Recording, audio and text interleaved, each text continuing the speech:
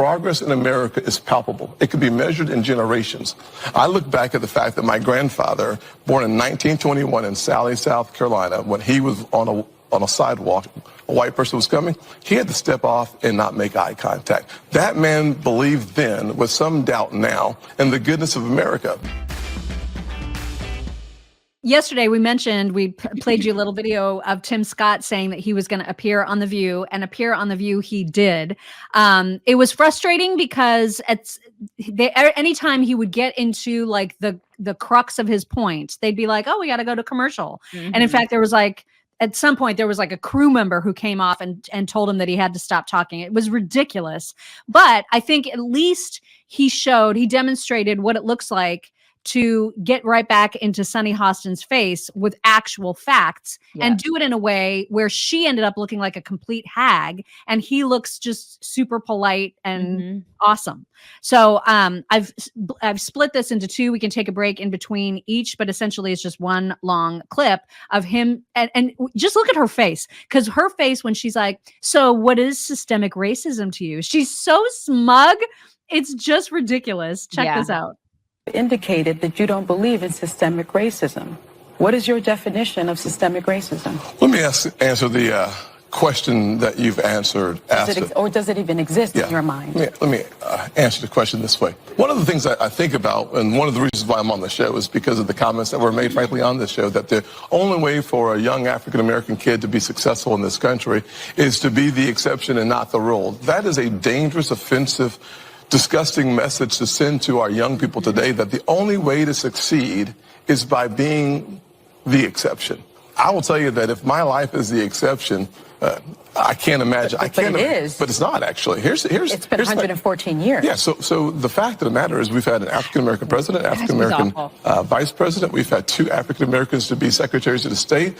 In my home city, the police chief is an African-American who's now running for mayor. The head of the highway patrol for South Carolina is an African-American. Still in exceptions. In 1975, there was about 15% employment in the African-American community. For the first time in the history of the country, it's under 5%. 40% homelessness, and 50% of the folks in our community get 13% of the population. You had the chance to ask the question. I know that I've watched you on the show, that you like people to be deferential and respectful, so I'm going to do the same thing. True. So here's what I'm going to suggest. I'm going to suggest the fact of the matter is that progress in America is palpable. It can be measured in generations. I look back at the fact that my grandfather, born in 1921 in Sally, South Carolina, when he was on a sidewalk, a white person was coming, he had to step off and not make eye contact. That man believed then, with some doubt now, in the goodness of America, because he believed that having faith in God, faith in himself, and faith in what the future could hold for his kids would unleash opportunities in ways that you cannot imagine. Every kid today can look, just change the stations and see how much progress has been made in this country. ABC, NBC, CBS, ESPN, CNN, Fox News all have African-American and Hispanic hosts. So what I'm suggesting is that yesterday's exception is today's rule.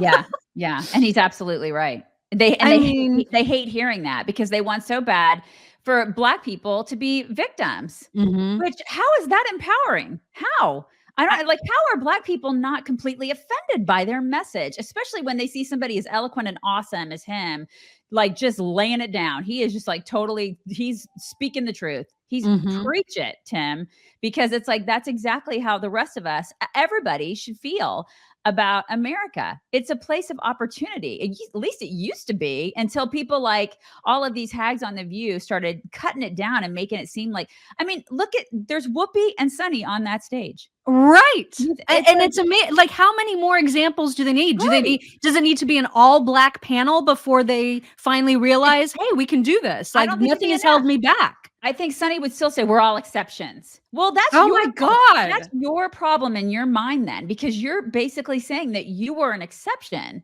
and not the rule, meaning that she has little faith in herself and little faith in Black people. He has all the faith in all of us to pursue our opportunities, which is exactly how, that's a leader right there. It's a leader. So he goes on. What I love about the end of this clip, of course, because they do end up cutting him off because they need to go to commercial. But I love when he gets all preachy at the end. He like stands up and gets out of his chair. He's so cute. You've got to watch the rest of this. So America has met its promise. No, of course, the concept of America is that we are going to become a more perfect union. But in fact, the challenges that we face 50 years ago and 60 years ago should not be the same challenges that we face today. And here's the way that you measure that. When my mother was born, about 10% of African Americans got a high school degree, diploma. Today, it's over 90%. When you look at the income, success that we've had. That's an HBCU stat. Well, listen, HBCU stat is a good one, because one of the reasons why I took the funding for HBCUs to the highest level in the history of the country, and then I helped make it permanent, is because I believe that education is the closest thing to magic in America. So I'm about making sure that our kids have as many opportunities to succeed as possible. It's one of the reasons why I need an opportunity to succeed because I have to go to they're begging. They're begging. You're coming back. I'm just getting started. I know. I believe all people can see the success that I've had. We'll be right I back. love him. I absolutely love him. I know. He's just fantastic. Yeah, he really Such is. a happy God, warrior. He is, isn't he? A happy warrior indeed. Yeah. Just love everything about him. God, And they hate it. They hate it. They hate that he's not miserable like them. It's like this. And that he doesn't have a huge chip on his shoulder. They hate it's just amazing. Absolutely amazing. I would like to remind everybody that Father's Day is coming up, and there is no better thing that you can get for the dad in your life, whether it's your husband, your brother, your stepdad, your actual father, whoever it is that is the father figure in your world. Get the dude some steaks, you guys. OmahaSteaks.com is where you want to go for all the delicious stuff that they can throw on the grill and make them feel, they can feel like all manly, like grilling meat machines, right? It's the best thing. And they have the best meats, whether you're getting the fillets that have the bacon wrap. Those are one of my favorites.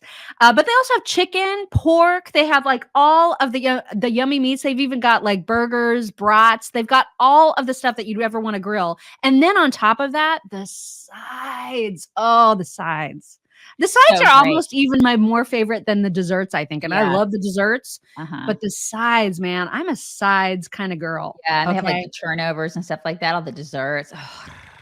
I mean, there's just so much good, and you can like create your own kit of goodness. Like you can you could plan a week's worth of meals, just get a whole ice chest of yummies sent to you from Omaha Steaks. It's the perfect Father's Day gift. And you can get $30 off your order when you use code CHICKS at omahasteaks.com. There is a minimum order, but that's a nice hefty discount for when you use code CHICKS at omahasteaks.com.